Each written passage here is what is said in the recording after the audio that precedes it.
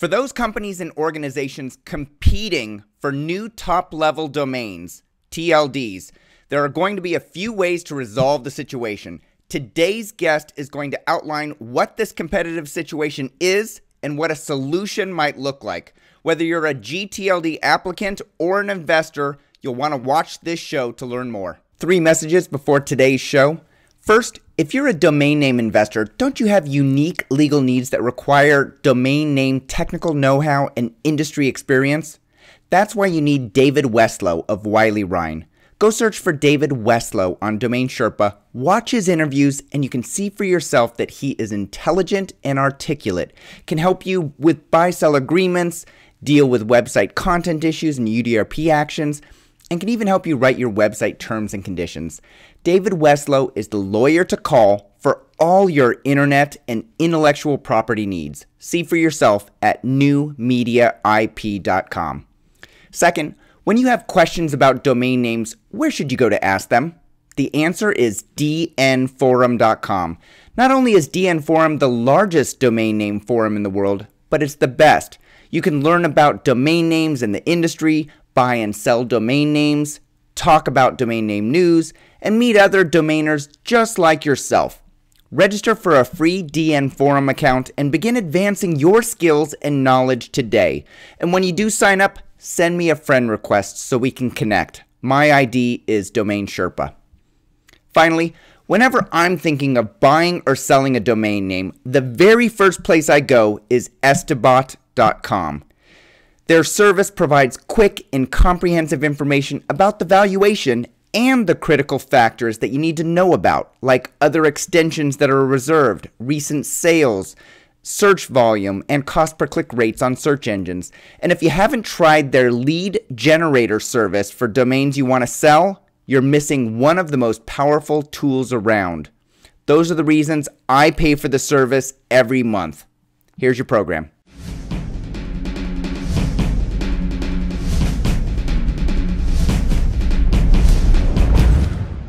Hey everyone, my name is Michael Seiger and I'm the publisher of DomainSherpa.com, the website where you come to learn how to become a successful domain name investor or online entrepreneur directly from the experts. Uncertainty is frustrating, and for new gTLD applicants who are waiting for the next phase of the process, uncertainty has become almost common. They've come a long way enduring an up and down emotional and financial journey and are still no closer to knowing exactly what will transpire as the first release date of gTLDs nears. And for those applicants who are competing with several other applicants for the same gTLD, the stakes continue to climb.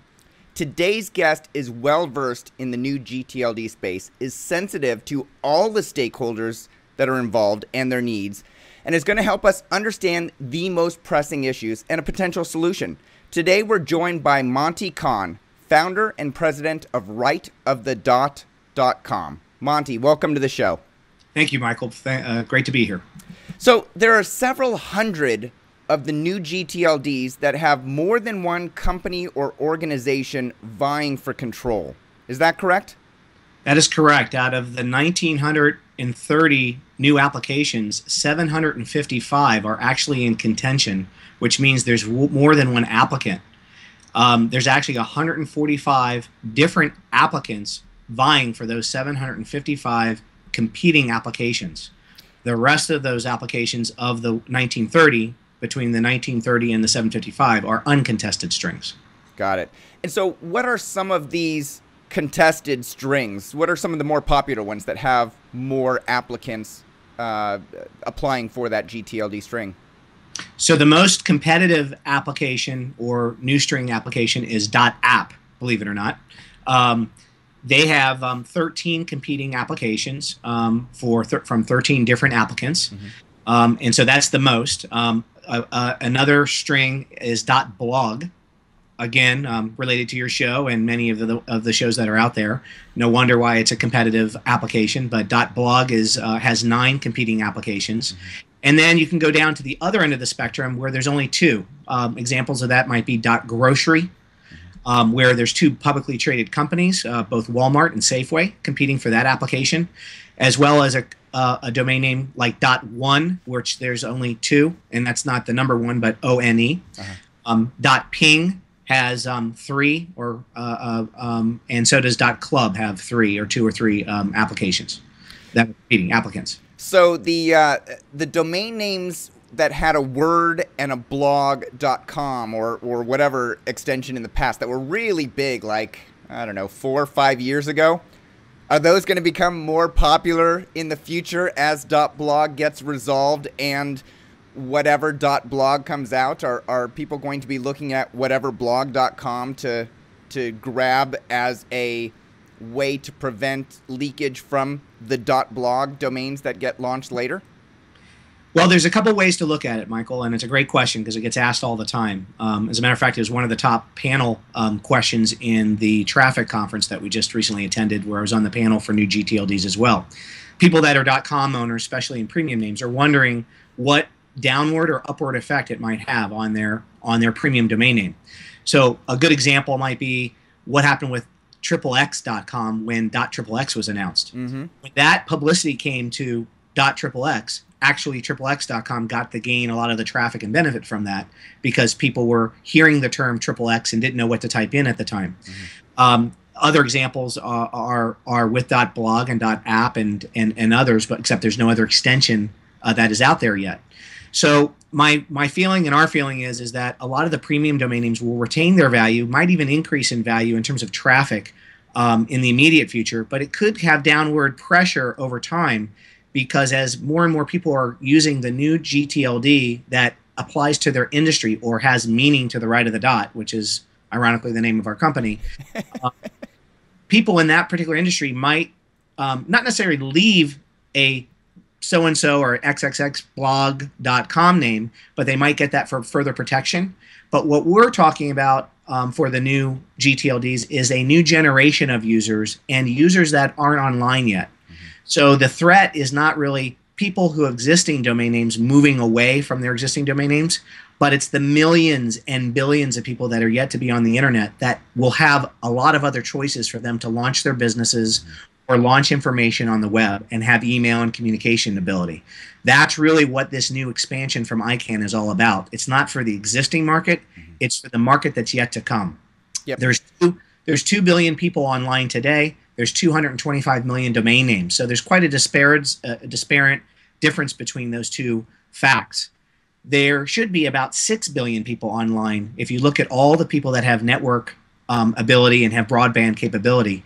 But some unique things are happening in various countries. For example, Africa, which is only 3 to 7% even populated in the internet, is going to make a huge expansion in terms of putting broadband free to cities and other places in Africa to help attract corporate investment and corporate presence. So they're going to be putting free broadband usage like in Kenya, in cities like Nairobi.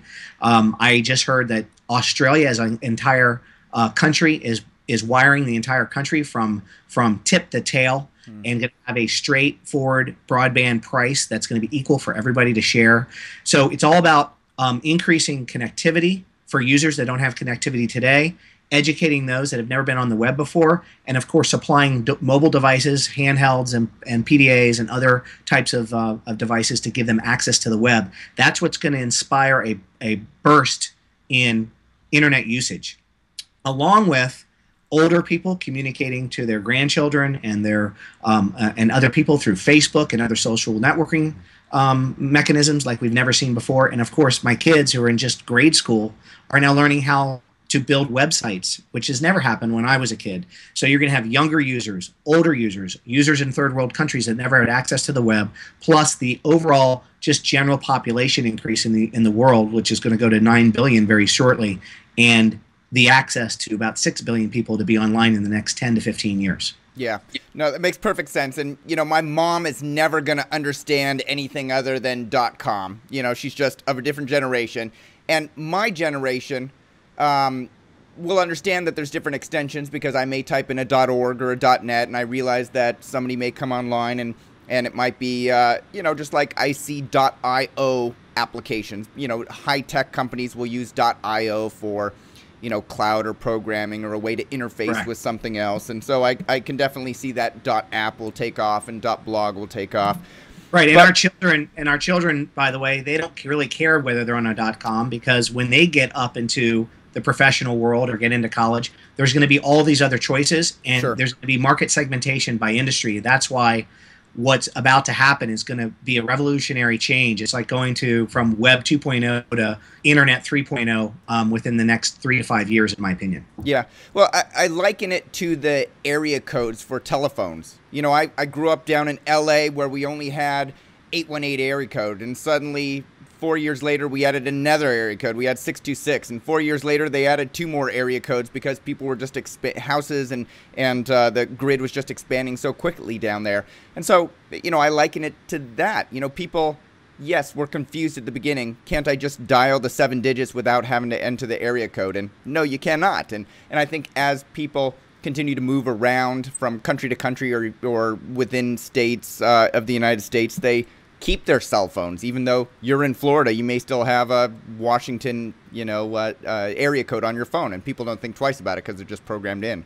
Correct, and even toll-free numbers. Everybody thought there would always be 1-800. Now there's, I think the last count was 7 or 8 different choices of toll-free numbers now. Yeah. So yeah, like you said, it's confusing at first, but with education, with proper search mechanisms, and by the way, Google's in this new extension game in a pretty big way, along with Amazon. I think that the search is going to be figured out as well in the next several years. Yeah, definitely. So back to my original question, Monty, will a lot of the .coms rise in value? So if we take just a generic example, because I like to ground things because I'm simple-minded. If I look at like mommyblog.com, will mommy.blog drive up the price of mommyblog.com if it were for sale, for example? I think what you'll see is an initial increase in traffic as .blog names are being released, because people will still have that chaos and confusion. But I think over time what you'll see is that the new blogger and the new generation, or even the current blogger, might feel that if you're going to be a blogger or blog is your business, that it might make sense to move over to a .blog domain name, or have it as a backup, or forward it to your main site. In the case of mommyblog.com versus mommy.blog, I think mommy.blog might have the potential of holding more value over time. Initially, I think because of the increase in traffic to the old style formats, that some of those will retain their value, and some will retain value forever. I mean, there's 1,000 Fortune 500, the top 1,000 Fortune companies still have their .coms. Probably the majority of them are not going to switch and change. But then you have the new generation of companies that are coming online that now would have a choice to get a premium domain name in a new extension that makes more sense in their particular industry niche. That's really where the opportunity is. And overall, and I expressed this in several of panels that I've been on, it's going to increase the overall awareness of the internet. It's going to put a big spotlight on the domain industry in general, which will raise everybody's tidewater quite a bit, in my opinion. So therefore, I think the whole industry benefits from this in value by just having more awareness of what domain names are. There's more publicity around the new extensions today in the last, I think, 18 months than there has been in the last 18 years. So that's a huge focus on our industry. It's been mostly positive in nature, and I think as more and more of these come into play, you're going to see a great value increase across the whole entire industry. Okay. I want to get into the meat of the interview and how this application competition is going to work and find out some ideas. I'm going to come back later in the show, Monty. I want to ask you about mommy.blog. If I own, and I want to make it clear that I make up examples off the top of my head as we're going through these interviews. I do not own mommyblog.com. I don't know who owns it. It probably is a resolving website and everything. And but I want to come back in the show and ask you about mommy.blog. If I owned mommyblog.com and I wanted to get mommy.blog also, later I want to ask you what's the best way for an investor or a website owner to try and grab that. Do you need some sort of special relationships with some of these companies that are doing that? So we'll come back to that question. Okay. So we talked about the competing applications, 145 applicants, 755 competing applications. What happens if the applicants can't resolve their issues with respect to .app, let's say, which has 13 applications? They can't resolve it. Nothing gets done. What will ICANN do when? Okay, so here's the process. Let's use .app as an example. So there's 13 competing applications by 13 different applicants for that particular extension. ICANN is given a period of time, a big window of time, for those contending parties to resolve their contention in any way that they can. That could be partnerships, mergers, mediation, and private auction before the last resort, which is what ICANN is calling the ICANN auction process. There's some huge differences and huge advantages to resolve contention prior to the ICANN auction. One of which is the applicants are entitled to a refund of their application fee if they can resolve contention before initial evaluation, which is after March. If they resolve after initial evaluation but before the delegation or before the ICANN auction process, they can get 35% of their fees back. So that's another important figure. Now, for the individual applicant, it may not be as big of a deal, but those that are applying for several hundred strings, like a Google or an Amazon or Donuts, for example, which has applied for 370, that refund amount might be something that's pretty significant and could be important for their business model. So they're looking forward to resolving contention also early. The last resort, also for the advantage, is that in an ICANN auction, the losers don't get any parts of the proceeds. So ICANN gets 100% of the winning bid, and then there's a delegation process and a contractual process that the winning applicant, has to go through in order to get delegated that string. In a scenario that Right of the Dot is offering, the losing parties in a particular contending auction would get the majority of the proceeds, more than 95% of the proceeds, handed down to them in a losing effort to win that string. So the winning bid necessarily is kind of sold by the losing applications or applicants in our scenario, which is a great advantage for those that are participating in a highly competitive string. Definitely. Okay, so hold on one second, Monty. So I understand what's going to happen with ICANN. If the applicants can't resolve it on their own, through whatever process they want, it goes to ICANN. ICANN's going to run their own auction. There's no details of this auction available at this time. The parties will be just... It could be many, many years from now. They don't know. They haven't selected an auction provider. Also, the other key advantage, which I wanted to mention, is that by knowing whether you win the string early or sooner or later, obviously it helps with your business planning, your delegation of funds, all kinds of other advantages besides just not ICANN getting the money. It's about how you're going to conduct your business for the next 18 months to 2 years before this ICANN actually resolves it. Exactly. Yeah. So for in addition to all the ambiguity that's associated with allowing ICANN to resolve this contention, this contentious string for the applicants, all the money goes to ICANN, and that's a common complaint of a lot of domain name investors, is that this non-governmental entity shouldn't be earning as much money as they have. They made hundreds of millions of dollars off of the application process. They haven't exactly said how they're going to use those funds going forward, so they sort of have this cash, and people feel like, well, why should they get more money from the auction process? People have already paid an application process, an application fee. Right, and that's one of the reasons why they're giving a large window of time to help people resolve. I think they actually prefer not to be in that scenario or in that situation, and so they're giving the opportunity to resolve that contention in multiple ways. Our ways, of course, are through mediation and private auction services, and we think we're going to do a very good job providing that for those that qualify and agree to do it in that method. Okay, so let's say that so we had Jennifer Wolf on the show a couple of weeks ago. She went to the latest ICANN meeting, which I assume you were at also, Monty? Yes, and I got to meet Jennifer at the same time. She's great. And there was at least one session where somebody was proposing, I believe it was an attorney, was proposing a potential solution to contentious TLDs. And it was just basically, from what it sounds like, it was just a discussion around it. They presented their option. People could talk about it. Can anybody come up with a resolution process to competing TLDs, Monty?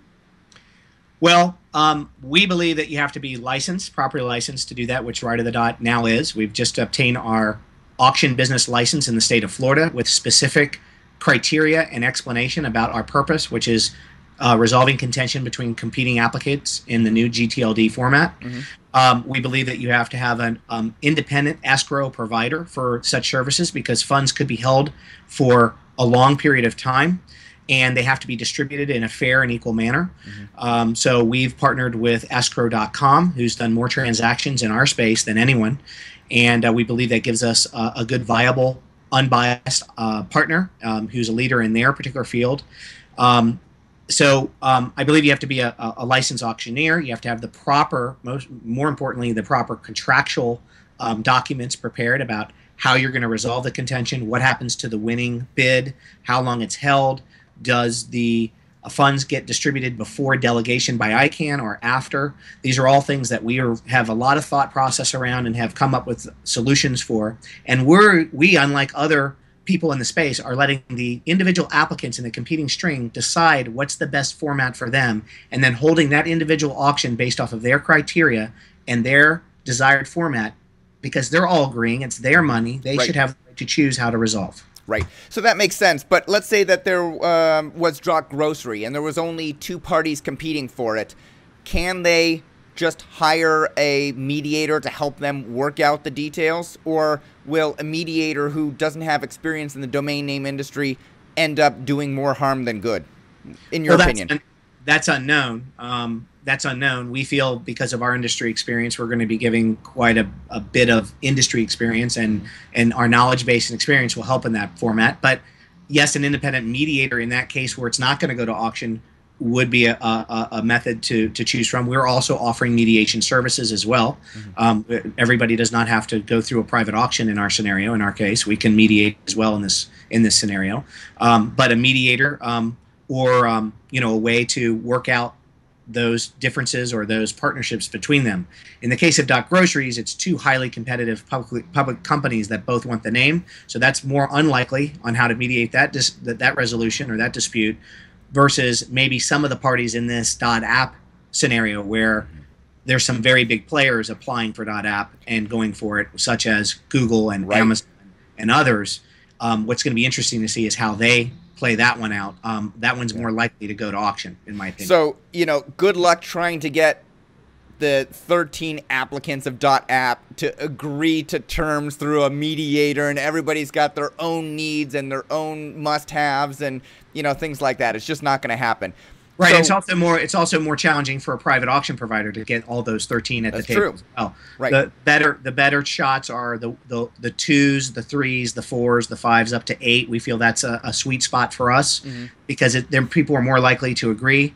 The other advantage is that we basically know everyone who's in the business and have applied, and they know us, and it's easier to get everybody to kind of agree to terms, to understand who we are, know what the process is, knowing that we've done hundreds of millions of dollars in domain auctions in the industry already. It's very helpful. It helps everybody come to the table and come to an agreement on a process. So we feel that's a good advantage. Yeah, definitely.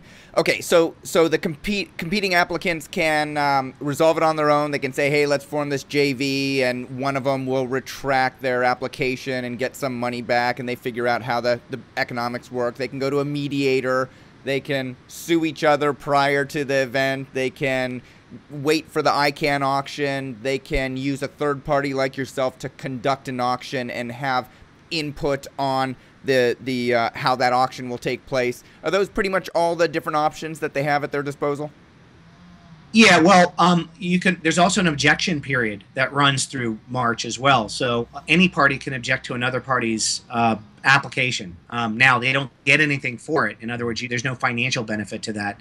But a competing applicant could object to a similar string that's competing against their particular application. For example, there's a lot of vertical competition. So besides .law, for example, there's also .attorney. There's .abogado, which is the Spanish word for lawyer. There's .esquire. There's .legal and .lawyer. So one of the applicants for one of those strings could oppose or object to any one of the other strings for coexisting in that vertical because they feel that they have the better business model. That could not only hold up the process, but it could also result into a positive or negative decision depending on what happens there. It's more of a delay tactic in some cases.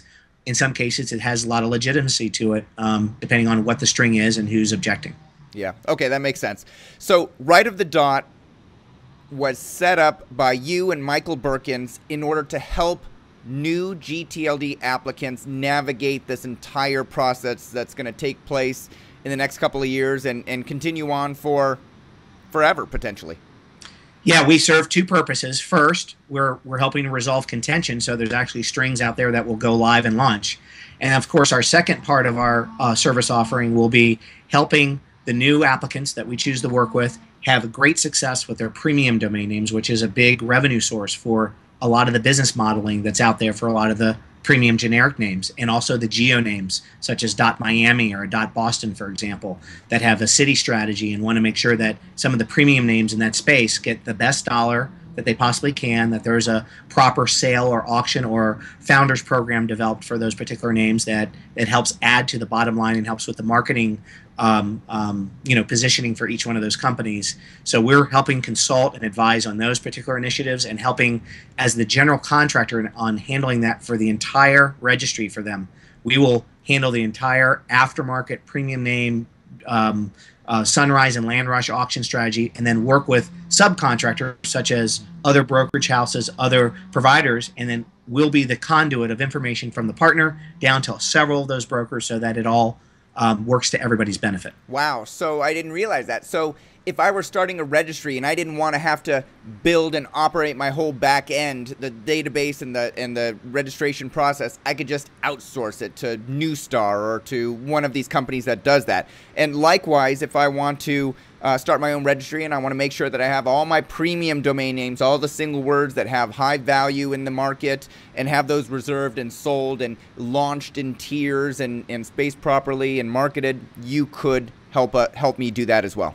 Exactly. That's been what I've been doing for the last 17 years in the industry, more or less, been creating and pioneering industry solutions for that particular niche market, as well as helping overall advising on what registrar partners to use and choose, how to get above the fold, how to not get into a mass confusing display with 500 to 1,000 other TLDs with your marketing channel. We have various expertise from Michael and mine's experience over the last 29 years of combined industry experience that we can help with some of these new registries, most of which, or a lot of which, have never been in this business or in our industry before, and many of which who have are so spread out and are thinly delegated between their FTE resources. To have to run more than 4 or 5 strings is going to be quite a challenge. It's never been done before, even by the largest registry, which is VeriSign. One's run more than 4 strings simultaneously together. So imagine a Donuts who's got to run 370 or even 100, or even Google who has to run 110 or is going after 110. How do you possibly have all those going at the same time? What strategies are you going to use? Are some going to be free? What are you going to charge? Who's your market? How do you choose that reserve list? How valuable is that reserve list? When do you let that reserve list go? Is it all at once, or is it over several years? Those are things that we can really provide a lot of benefit and help with. Definitely. I'm thinking as you're talking and realizing how big the domain industry is going to grow over the next 4 years. A lot of people ask me how big the domain name industry is, I have to step back and say, well, if we don't look at if you look at GoDaddy's model, for example, they sell domain names. They have an aftermarket of domain names, but then they also sell a lot of ancillary services where they make a lot of money, like web hosting and the privacy and all those ancillary services that come with that. And if I only look at domain names and the aftermarket of the domain names and the services that support the registries and registrars in selling those domain names, I have a number that I usually throw out, but I'm curious what you think that number is today, Monty. Well, 5 years ago, we did a kind of a market study along with Forrester Research Group to try to assess what the size of the domain name market was, and it was divided in 2 parts. It was the primary brokerage and aftermarket sales side, and then it was the monetization side. About 7 years ago, that used to be worth $1 billion altogether. And then about 5 years ago, it was about $1 billion each, so it was about $2 billion. We believe that in the next 4 to 5 years, it's going to double again, obviously, because there's going to be a lot more products and services launched off of these new domain names that are innovative and have never been thought of before. So not everybody's just going to offer a domain name like .com with nothing else attached to it. There's going to be intellectual property attachments, application attachments, hosting and email plays, could come with other types of products and services that haven't been even launched or invented yet. Yeah. So feel that, or have subscription membership type usage, those types of things. Like in the case of .music, what are you entitled to when you have a .music domain name? So those types of things are gonna really expand the market and what revenue you can collect from the overall market that the people are going after. Mm-hmm. So it's our prediction it's going to double in size. Yeah. All right. So it was at least $2 billion a couple of years ago. But when you and Forrester looked at this, did you take into account all of the hidden domain name sales, all of the domain name sales that took part as part of a transaction, weren't broken out, that don't get reported? You did. Yes, we did, because as we all know, only about 85 to 90% of those, only 10 to 15% of those actual sales are reported. Mm-hmm. Most transactions happen in private. Yep. Even on Domain Name Journal, it doesn't report the transactions under $1,000. So imagine what kind of transaction history and activity are going on. So again, we're dealing with 225 million registered domain names worldwide, which includes all country codes, correct? Mm-hmm. So the forecasts are that this whole market, in terms of number of registrations, is going to double over the next 4 to 5 years. So you can see, if you just apply the basic, algorithms to that, we're going to see a doubling in revenue and size of overall market share. Definitely. All right. So right of the dots process is an auction process. You talked about getting certified as an auctioneer, that you have an escrow account, that you have policies and procedures around all of the aspects of that auction. Let's take an example of .blog, where there's 9 competing applicants, you said. What is the first step for right of the dot to try and run an auction for .blog? Do you first need to contact all 9 applicants and say, we're certified, give them confidence, and get them to agree to run an auction? Or do you get input from them before they've signed up for the auction to agree to the terms and conditions of that auction? Well, here, just one clarity item. We're also in the mediation business, so it doesn't always have to be auction. But right. The most important thing to the applicants that we've spoken to, and we've spoken to most of them, is getting everybody to agree to a private contention resolution of some sort. Okay. So it's our job to get all the parties to say, yes, if the rest of the parties come to the table, I would be willing to come to the table. Okay. There are some cases where there's going to be holdouts and people just don't want to resolve contention in private, and they want to go to the ICANN process. For example, and I'm not saying this is the case, but Google might want to go all the way to the end result and not negotiate whatsoever, because .search is so important to them. It's core to their business. Right. They just are not interested in resolving contention before then, regardless of what they pay. And in that case, they might have so much money that it doesn't matter to them. Right. To them, it's nothing for them to continue the application process over a decade, where somebody else whose sole focus is to get the new TLD up and running, their investors might not want to wait 10 years. Exactly. And also Google may not have that same philosophy for the other 90 some odd strings that they're in, because they're not as critical to their business, their new ideas or whatever. So they're more willing to possibly resolve contention in private on those, because to go to an ICANN auction for all 110 strings, for example, would be extremely expensive. You would pay the highest amount of money, and of course, if you lose at auction, you would get nothing in return. Mm-hmm. So that's not a good business decision for those that are competing for multiple strings anyway. Yeah. The smaller applicants, this is all they're going after, one string. Obviously, they have passion and focus, and this is what their business model is about. Their interest is to getting to market probably sooner than later, right? From what we're hearing, although some are not as concerned with that, but most are. Most would rather know what their next 5 years is going to look like. Mm-hmm. And so resolving contention sooner than later is of interest, not paying top dollar at auction, and in case they are beat out at an auction, getting something back for all their efforts, all the time and energy they spent, and their investment they've made thus far, which is significant. Remember, this process has been going on for several years now, even to get to where we are today. It's been 5 or 7 years in the making, actually, and there's been several types of delays, and there's still yet to be delays to occur. So every day that goes by, it's money spent out of someone's pocket to run and operate their business. Right. So to answer your question, Our job is to get the competing applicants to come to the table to agree that they would resolve contention in some kind of format.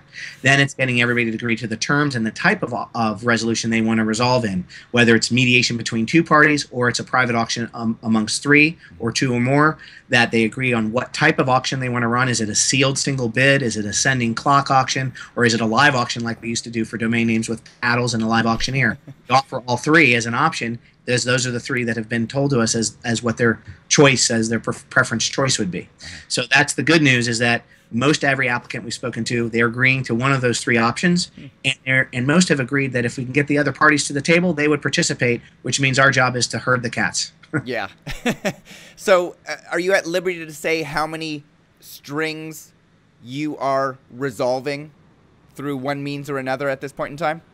We've had several verbal kind of commitments or approvals that they would jump on board on our platform and our auction method if the other parties come to the table. We've had interest from one of those publicly traded groups that are going after the same word, but there's only 2 or 3 parties that are competing with that, that feel it's better to resolve sooner than later, and they're interested in providing that. We've talked to more than 127 of the competing strings that are in the donuts contention set. They all have agreed that they're willing to do some kind of private auction and like our methodology as well. We have not purposely put out contracts to anyone yet because there's still unforeseen events about to happen. There's a lottery that's about to occur at the ICANN offices on the 17th of December, which will determine the order in which strings will be going out or being delegated. Yeah. There's also a contention set resolution piece that's still yet to be determined. In other words, do 2 strings look similar to each other? And is ICANN calling those in contention because they look too much alike? That could be .city with a Y and city with an I. That could be bank with a K and bank with a C. Those are that we're still waiting to hear what those contention sets look like. And of course, there's a big period for the GAC, which is the Government Advisory Council, to determine what strings might be offensive or not be of approval for their particular countries. Something sexual or vice in nature might not be approved. Something that's a region or city but also has a generic term may have objections to it by the GAC. So there's, example that's currently in existence is .cat, which is actually an extension that's been approved and it's alive and well, but it stands for Catalan, which is the region in Spain, not at as in kittens and cats. So several scenarios that those could play out in that are both 3-letter names that also mean other things. There's also community applications versus open applications. So, for example, there's a .bank application that they feel they have community support around the banking industry, but there's an open one that says, how could you possibly have all the banks agree on a particular string, so therefore it should be open. The same is the case for music. There's a community application for that. There's a community application for .gay, and there's an open application for .gay. Community has preference or has kind of preference if it gets approved, but a lot of people don't think some of those will get approved. So those are the things to yet figure out. That's why we're suggesting that people wait till what's called initial evaluation in most cases to determine what the GAC's going to do, what the objections from the objectors are going to do if there's open objections, and what the contention sets look like.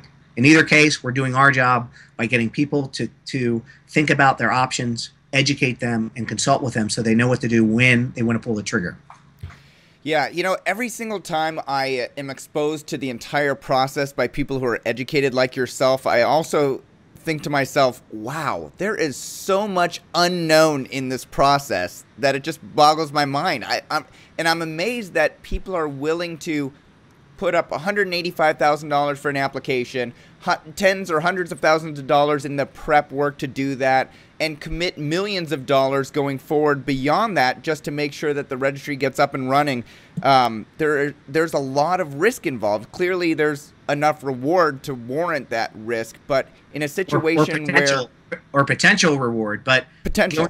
Going back to your one of your questions about how big the industry really is, there is $500 million of new dollars just in application fees, of new dollars that have never been invested in this industry before. So imagine that, and that's just for the application.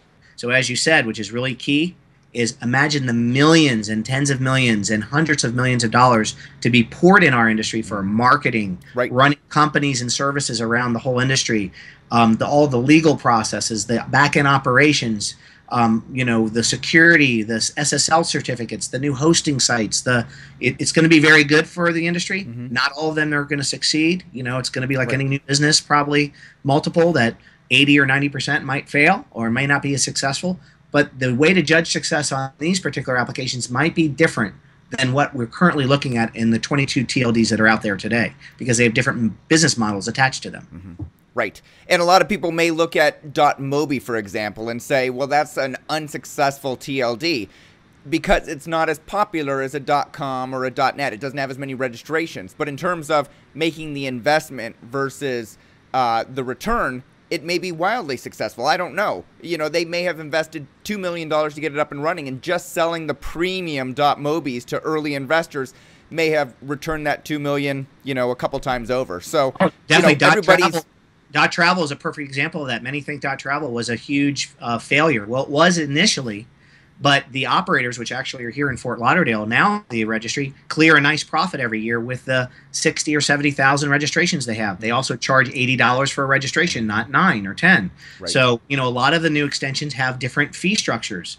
.law is probably going to be something upwards of $50 to $100 versus a .web, which might be $7 or $8 or $9 because it's going to compete in the space of generic .com space. A .bank might have several $100 registration fee attached to it because it's only going to be for banks and financial institutions. So the number of registrations isn't necessarily the measure of success in this case. Obviously, return on investment. But in the case of a .cat, they served a community of 30,000 registrations. They're very happy with where they are today, serving that particular region in Spain, and they've had great success out of launching that extension with only 30,000 live registrations around it. Yeah. Just a matter of how you measure your success and what your business model is. You also have corporate extensions being gone after. There's going to be a .google. There's going to be a .amazon. There's going to be a .apple. There's going to be a Citi for Citibank. There's going to be a .Nike. So Nike might run all their shoe advertising and positioning off of shoes.nike now instead of nike.com. So that will give them brand awareness rather than money in their pocket for registrations, because only internal people in Nike are going to be able to register those names. But they're going to launch major marketing and social media campaigns possibly off of one of these new extensions. And then that helps them with brand and industry awareness. And that's what they measure their success on. Yeah. Monte, you personally, do you think it's better for companies today to use, let's say, fast forward 2 years, do you think it's better for Nike to brand shoes.nike and put that as the URL versus nikeshoes.com? I think that the opportunity to have your domain name, your name as your domain name, gives you huge right of the dot significance along with left of the dot significance. So in a search engine, imagine Nike.com. Well, Nike has meaning to the left of the dot, but com, it means commerce, but most people don't know what it means. But now you have Nike to the right and shoes to the left. You now have two keyword search terms that have meaning, and I think it gives you more searchability. It gives you more logistical and logical presence on the web. I think a name like divorcelawyers.com versus divorce.law, I think the .law might carry more weight in the future because the right of the dot has meaning where .com is commerce and generally open. Another example in the law field, which might hit home to everybody, is that law firms usually have the abbreviations of all the partners, and then they have a .com at the end. Sometimes you don't even know it's a law firm because the names of all the partners are too long and too hard to spell anyway. So they LLBS.com. Well, how am I supposed to know that's a law firm? But if it's LLBS.law, it's a law firm or it's in the legal business. Things like that are going to have huge significance, I think, in the new era of domain names. And in the case of what's more valuable, LLBS.com is not as valuable, I don't think, as a law firm as LLBS.law would be, because it says what they do at the end. Yeah, I agree. And I think that's a perfect example of how a new gTLD string can serve a marketplace and allow people who have been shut out from an appropriate branding opportunity online to take advantage of something like that. Right, and getting back to your corporate example, corporations have the opportunity to do that finally. They're not going to be a .city for Citibank and a .hitachi and a .sony. Imagine all the products Sony has. Now they're going to be able to put their brand at the end and have navigation go directly to their own registry, which is their brand name, versus .com, which is VeriSign or the internet. Yeah. So I think it could have huge significance for a large player with multiple products and services, or that's been trying to get brand awareness, or that brand awareness is so important to them to compete that having their own extension, it gives them a huge marketing advantage. So 5 years from now, you think that it will be more advantageous for Apple to have iPod.Apple and use that in branding rather than apple.com/iPod? Correct. Because, again, really, what's the focus market? It's the new generation of users, not necessarily the existing who have .com embedded in their head. It's my kids who are in 5th and 3rd and 1st grade. They're not going to care whether they type in a .com or not when they get to my age, and when they start their business or when they're communicating with their email. All they're going to care about is having the right domain name that is in their industry. That if they want to start a business, there's a right of the dot extension that actually matches what they want to do, and that way they can have intercommunication with their colleagues and their partners and their associates in the same industry, and they're already going to guess what that extension is going to be. It's not going to be confusing to them. Yeah. All right. There was a teleconference, I believe, this morning with ICANN, November 15th. I saw it on domainnamenews.com, I believe. Did that take place this morning, Monty? I believe it did take place, although I was not on the call, so I'm not up to date on what the conference covered, other than there's been a couple other significant announcements today. Kurt Peretz, who was the in charge of overall business strategy for ICANN and has been kind of running the new GLT program, has resigned and has been asked to resign because there's some kind of conflict of interest, so that's a big question.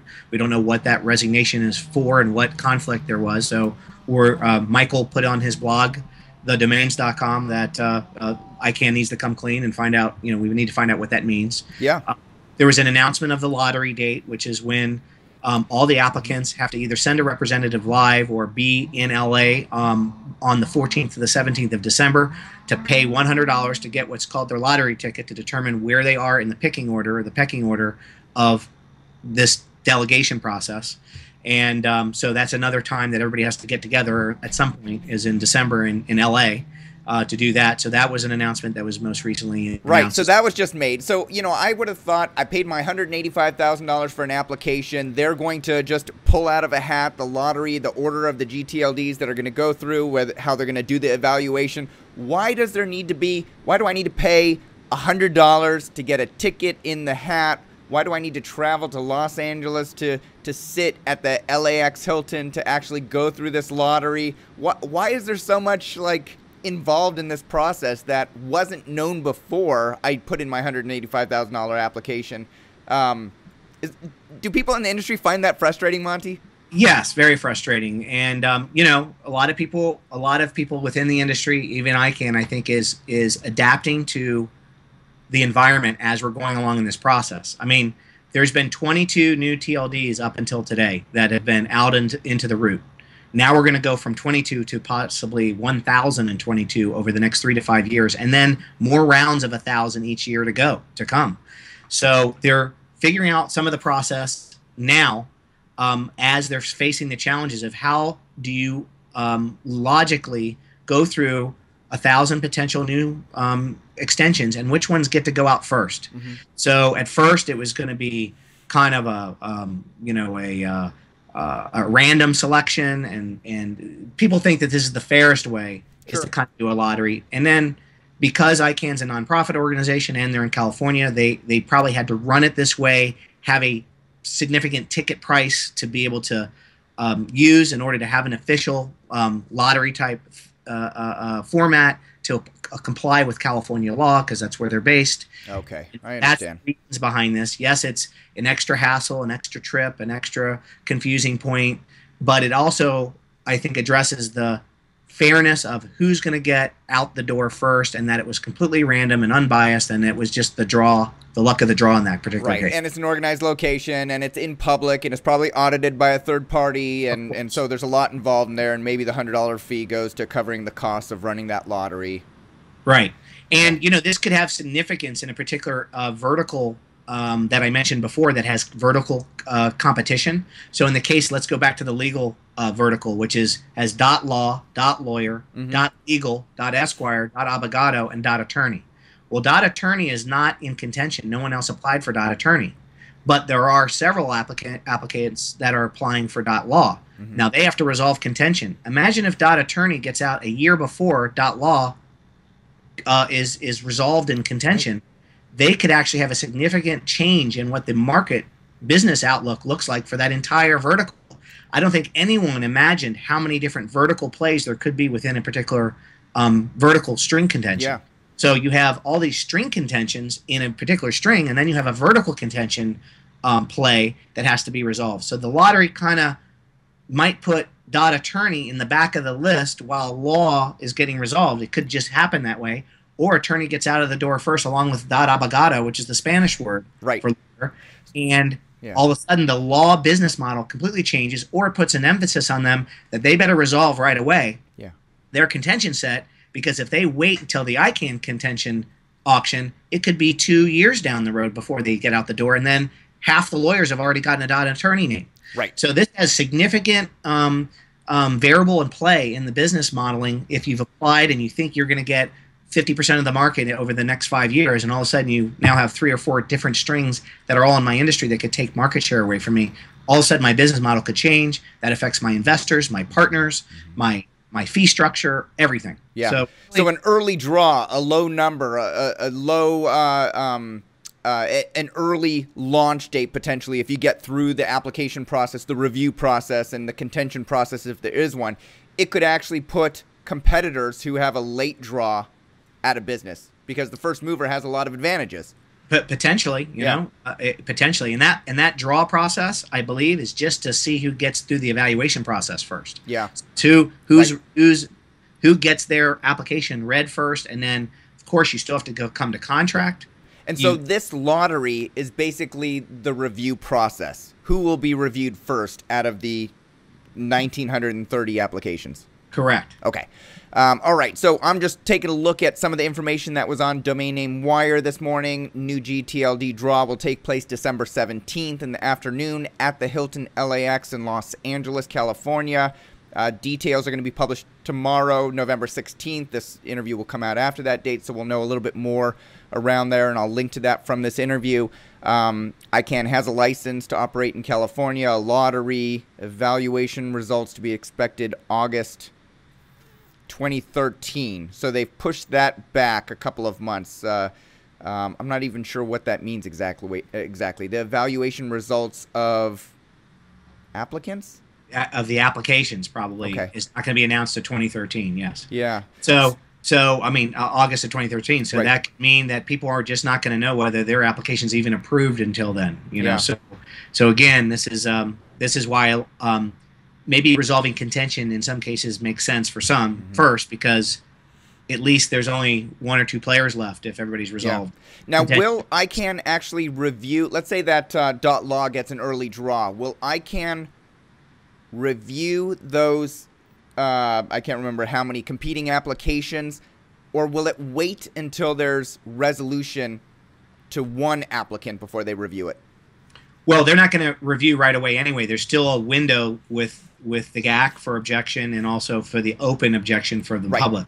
Right. So they're not going to start initial evaluation, I think, until after March anyway. I think it's April when they start that, and then they announce those results, I guess, in August. So what it does determine is which ones they review first. Now, what could happen is if there is 5 or 6 for .law, for example, which I think there is. I think there's 7 for .law or 6. It could eliminate 3 out of the 6, and then there's only 3 left in case those guys didn't meet all the criteria. Or they could go back and get clarifying questions addressed that weren't answered properly. We haven't been privy to how they're going to handle questions that are answered wrong. Maybe all the questions except 2 were answered correctly. They give the applicant a chance to resolve those contending issues. Yeah. There might be change in corporate structures between now and then, which is obviously possible. Sure. If 2 parties that are in contention resolve something, if you significantly change the ownership of the actual operating group that's applied, and there's new board members because of some kind of coming together of two competing applicants, that could actually put you at the back of the list. So you try not to disturb your application. Right. That's a caveat. So there's all this stuff going on. That's one of the reasons why we're offering the services that we are, to help navigate everybody through this confusing process and keep people grounded and keep people on task and give them information and services they could use now between now and then. Sure. And you know what? I just realized that I'm not even sure what this lottery is. Is the lottery for the 1,930 individual applications to be reviewed, or is it for the TLD string to be reviewed and all of the applications associated with that TLD string? I believe it's no, every applicant has to have their own lottery ticket. So it's every applicant, right? So let's say that the first draw is one of the .law applicants, and the 1,930th draw is one of the other .law applicants. They'll probably have to wait until that one is resolved. Wow. Or that might be the incentive to not wait and resolve sooner than later, so at least they can. Anybody that loses is then withdrawn. Yeah. Then the winner is banking on the fact that they're going to pass application with ICANN. Yeah. If they don't pass application with ICANN, then that string is never delegated until the next round that they could apply for it. It becomes open again. Right. So these are all the chances and risks. I'm amazed at the ambiguity of this process. Like if I'm number one for .law, I may fly through the process, but if I can't resolve it through a third party like yourself, how this .law is going to be resolved, and we go through that, ICANN may wait to review 1,930th application before they go through their auction process. We don't know. They may do the auction process before, and they may do it after. Who knows? And if there's one thing we've learned from this process over the last several years, things are subject to change, and there will be changes, and there might be future delays, and all that. So the strongest will survive in this process, and the most diligent people will survive. And there's been people that have dropped out along the way, and there's been people that are in it through and through until it ends. Yeah. So it's challenging. It's frustrating. It's never been done before. That's part of the reasons. And it's even more of a reason why you want to align yourself with people that have actually been in the business and gone through this before, because if you're doing it all by the seat of your pants and you're not associated or aligned with or working with partners and companies that have never been in the industry and business before, then you could be really lost because you've never operated one of these before. So more reason to partner up with somebody that knows what they're doing. Yeah, which brings me to my next question, Monte. You've been in the industry for one of the longest careers that I know of many of the domain Sherpas that I've interviewed. 17 years. 17 years. You started off, but you didn't start off in the domain name industry right out of college. You actually, I did a little bit of research. You actually started as a medical equipment salesman. Is that correct? Yeah, that's correct. I started a medical device manufacturing rep firm right in college, and then brought that business here to South Florida, where there's more doctors per capita than anywhere else in the world. Ended up building a little business doing that, and then I got recruited by a major healthcare company called Eli Lilly, and worked for one of their divisions, and then helped with a group of other managers go off and start a couple companies in the space that are now publicly traded and innovators in their particular field in healthcare. But I was majority involved in major capital equipment sales for hospital systems and doctor networks and all kinds of stuff, from electronic medical records to automated medication and supply distribution systems for hospitals after starting this manufacturer's rep firm. And while I was with my company, I got educated on the domain name business a little bit by one of my customers' sons, who wrote a thesis paper while he was in college about how domain names are like real estate. And this was back in 1994, 1995.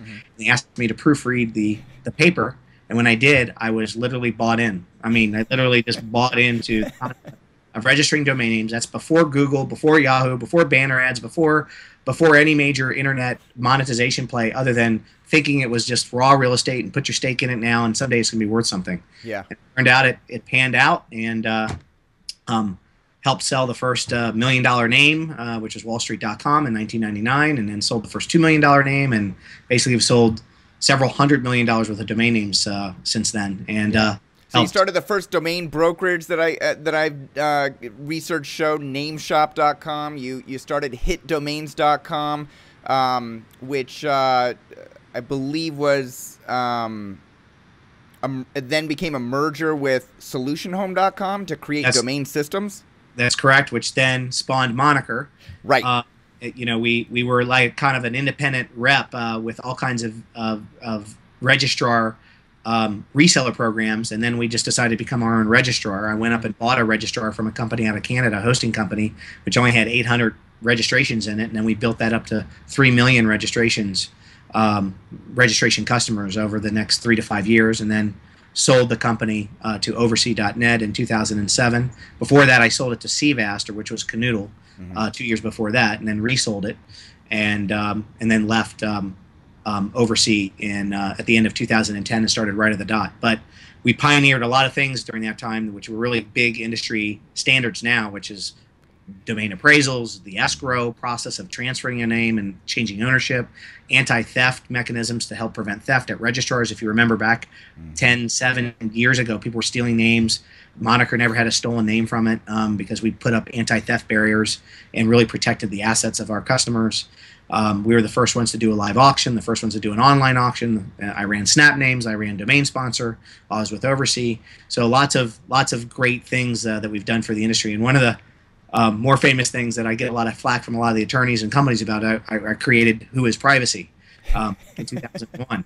So that now is a standard for everybody. So, but I'm the one who invented it. And you pretty much created DomainTools.com as a result of that, to be able to store the data before people go into privacy. So you created their business model by creating the Who is Privacy.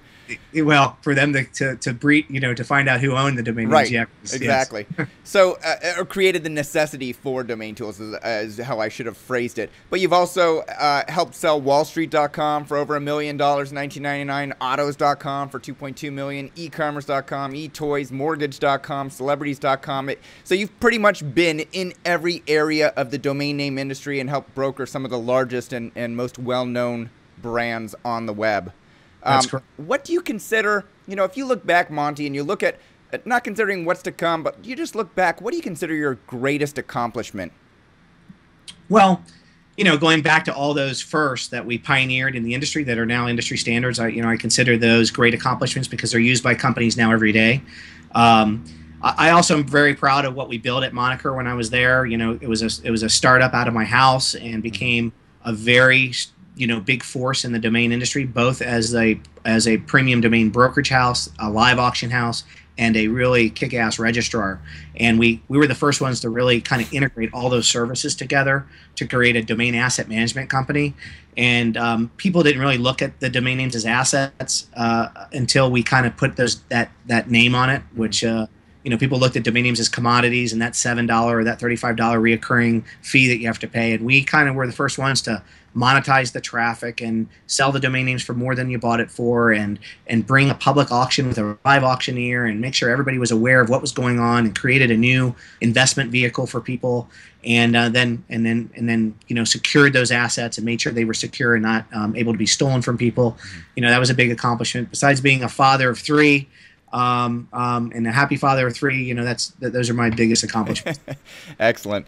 So we talked about Mike Berkens, your partner at rightofthedot.com. He also operates mostwanteddomains.com. That's his portfolio. It has probably 60 to 80,000, 75,000 domains in there. One of the largest and arguably one of the best domain portfolios in the industry.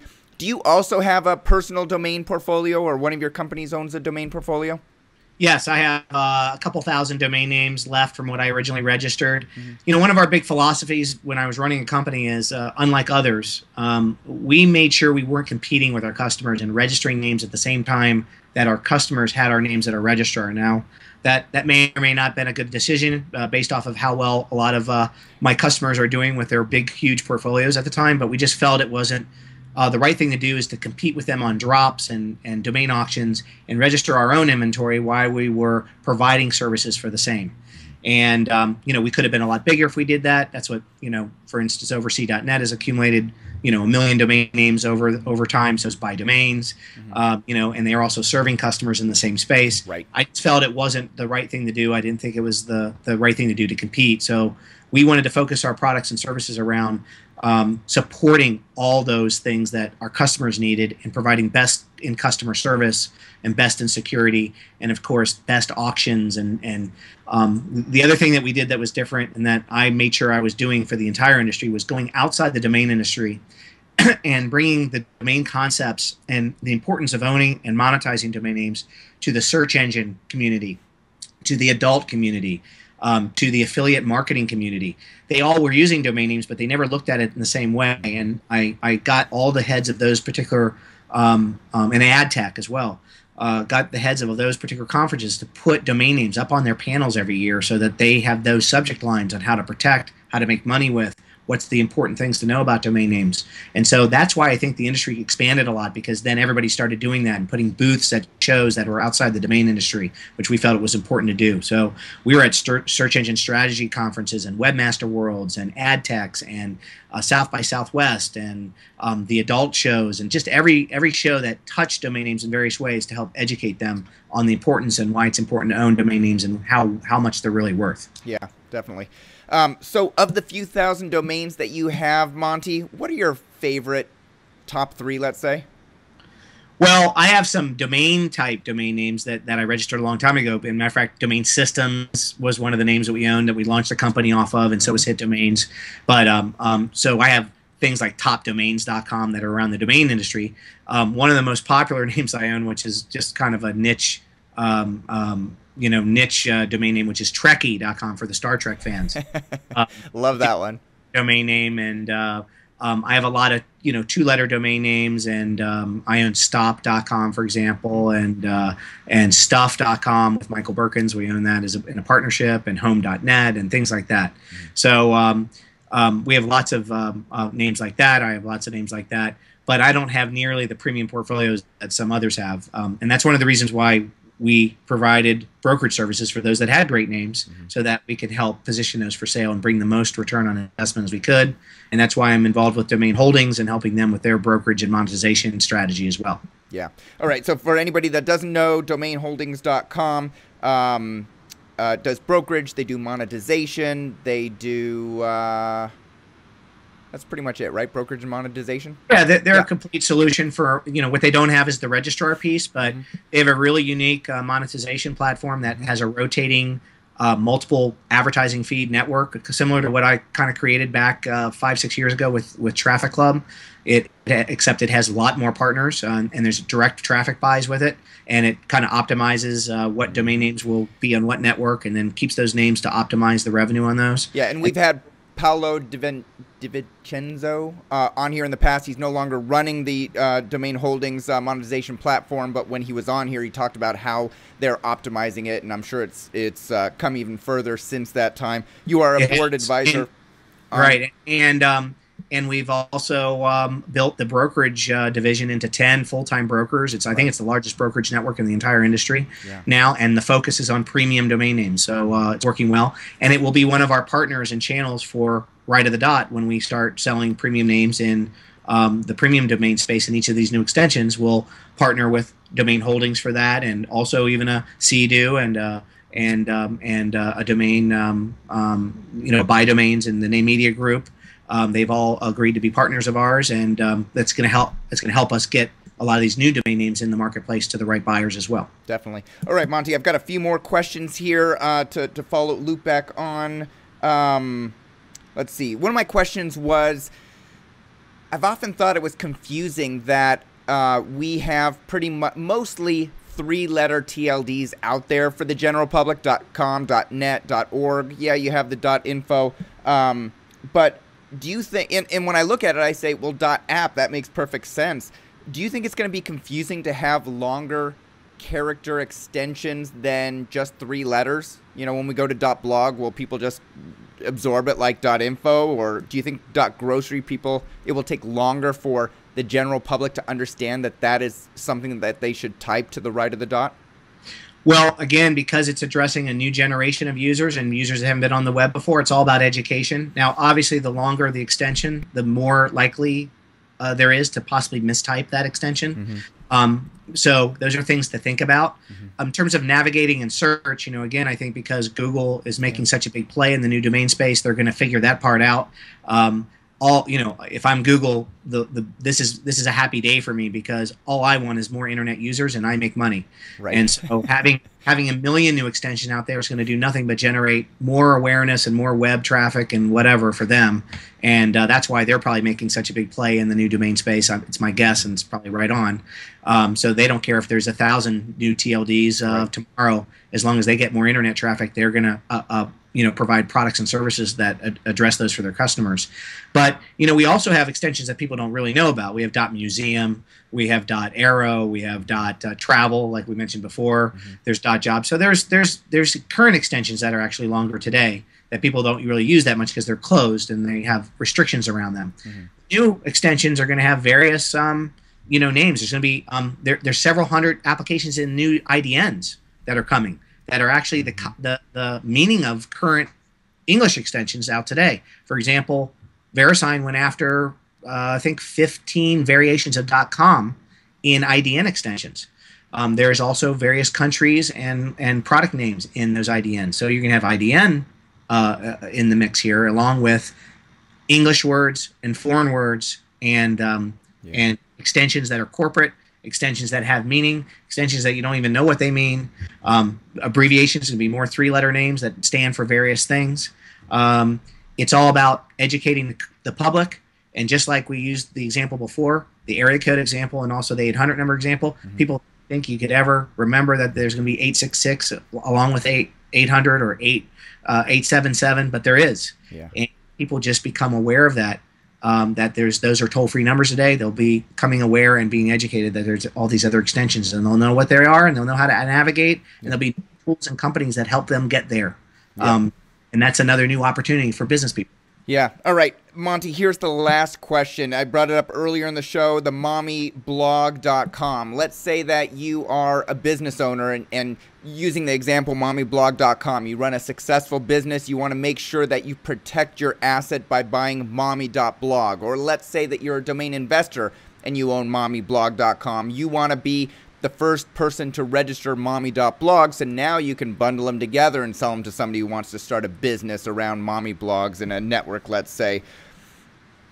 For those that are uninitiated to the domain name industry, what for a premium, let's say that this is a premium domain, like maybe a lawyer.blog or something like that, how would a regular person who doesn't have the connections, that's not necessarily that's not applying for any of these TLDs, what's the best way for them to go and secure a great domain in one of these new gTLDs that's coming out in the upcoming years? Well, unfortunately, there's nobody selling or pre-selling the new gTLDs just yet. However, those that are uncontested are probably going to be starting to take kind of reservations or indications of interest mm-hmm. for some of the names that they already have. One of our partners is Newstar, and Newstar is operating .nyc, for example.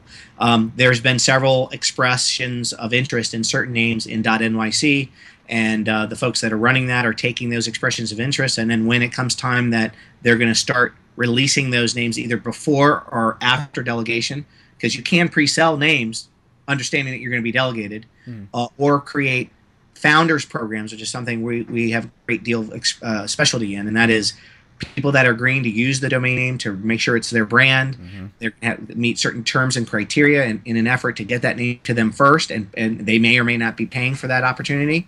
But as long as they're meeting the criteria of that new registry, they would have an opportunity to have one of those premium names before it's actually released into the public. Mm-hmm. Those are some other opportunities that might happen. If somebody's interested and they see who's going to win .blog, then they would actually contact the registry or a company like ours who's going to have several of these letters or early interest indicators to say that, hey, we have 4 or 5 corporate partners that really want .hotel or .miami names. And then that could be an auction to the highest bidder at that point if there's more than one interested party, or it might go to the party that has the best business case or provided the best RFP on how they're going to use the name. Mm-hmm. Remember, all these different new extensions are all going to be competing not only in their own new space, but in the space of now 1,000 or 500 new TLDs that may or may not be in their vertical. Mm-hmm. So there's going to be all kinds of information out there, and it's going to be chaotic and confusing. And so it's going to be very important to make sure that the right information, the right marketing is done to make that particular potential customer know who to contact when they want one of the names that meet that criterion in the new gTLDs. All right, so a lot to digest there. If you're a business owner trying to, and you've heard of one of these new TLDs that's coming out, or you're an investor and you want to try and secure the new TLD to match something that you might have, look for the back-end provider of the registry to offer through their website maybe some sort of early interest designation. They might have a form on their website or something that you can fill out saying, I want mommy.blog when it becomes available, or I want to be notified when you're starting to do the early assignments. Or they may have a founders program, like I know I was talking to Stuart Lawley over at XXX, and they had a founders program where they ensured that early domains were developed with good content so that people could see them being used and get an idea that it's a reputable registry system and people are using the domain names. Or if people know that your organization, Right of the Dot, is handling some of the transactions of the new TLD, to exhibit interest to you or Michael Berkens to say, hey, I've got an interest in this, I can make use of it, I'm willing to pay money or whatever, to just get your attention and make sure they follow up with you, so that when you're assigning the premiums or you're looking at founders programs, that you have that data point as well. So that's even before we get to, well, it's before the trademark phase, it's before the sunrise period, before any of that. If they're generics, if they're not trademarked words, that any of these options may work. May work. I think a lot of the generic strings are open to, founders programs and pre-delegations of names for the right partners and the right money being paid. I mean, let's face it, everybody has a business model, right? And the sooner they can get to achieve those financial goals, they would be willing possibly to sell names early, with the promise that if it does get approved and delegated, that person that they've done the deal with then gets it. Funds may be held in escrow until then. Whatever the deal is, there's lots of creative deals that have been structured in the past, and there will be in the future for those. If you remember, there was a lot of founder programs names sold in .xxx before the string was actually approved. So they sold, I think millions of dollars worth of domain names before they even had approval, just betting on the fact they would have approval. If there was no approval, they would have refunded the money back. Right. So the answer is yes. Those are various ways to contact that. Then, of course, if you're a trademark holder, you'll have the opportunity to protect your trademark in all these strings going through the sunrise process. And there will be a trademark clearinghouse that will indicate what names meet that criteria. And then all the trademark holders will come and protect their names in the various strings if they feel it's important to do so. And, of course, that process has not been defined in detail yet either. Not in detail. They're still mapping out what the trademark clearinghouse provider is going to be actually doing, who that partner is going to be. But it would be something like a master database for trademark holders. But it will also have some flexibility. As you know, most every dictionary term has a trademark of one sort. But things like generic terms that also have trademarks, like the word orange, I think has 204 different trademarks. But if there was a .orange, there actually might be a .orange, I can't remember. But if there is a .orange, it doesn't mean that Orange Communications automatically gets that string or gets domain names in that string, because orange is also a fruit, it's also a color. So those are different examples. But of course, and then you have the same thing, the gray area names like .apple or Apple something. Apple is also a fruit, but it's so a big computer company. So those things are all sorted out in every new TLD, and it'll be sorted out the right way when these are launched as well. Excellent. Will be an increased financial burden on some corporations that want to protect themselves in every string as a defensive mechanism, obviously. But that's what we're playing with in terms of the new industry. Yeah. All right. A ton of information to digest and get people ready for the new gTLDs, and those who are have applications in that might be in contention. If you have a follow-up question, please post it in the comments below, and we'll ask Monte to come back and answer as many as he can. If you want to follow Monte on Twitter, he's at Monte Cahn, MonteCahn, and you're also on Facebook, and you connect with people professionally there, Monte? Yeah, I use the Facebook page. It's 99% just for Right of the Dot business. I don't use it personally. So yes, my Facebook page is Facebook at Monte.Cahn. Yeah, and it's mostly for Right of the Dot. All right, excellent. Monte Cahn, founder and president of rightofthedot.com. Thank you for coming on the show, sharing your thoughts on solving the application conflicts for the new gTLDs, and thanks for being a domain Sherpa. My pleasure, and I hope that in this confusing process and all the things that are going on in the industry, that some of the questions and some of the answers have helped clarify how to navigate through it. And I think we're up for some very exciting times in the future in the domain name world, and I think it's going to, like I said, raise the tidewater for everybody in terms of value. So I'm looking forward to it, and that's why I'm still in the business. Yep, I agree. Thank you all for watching. We'll see you next time. Thank you, Michael.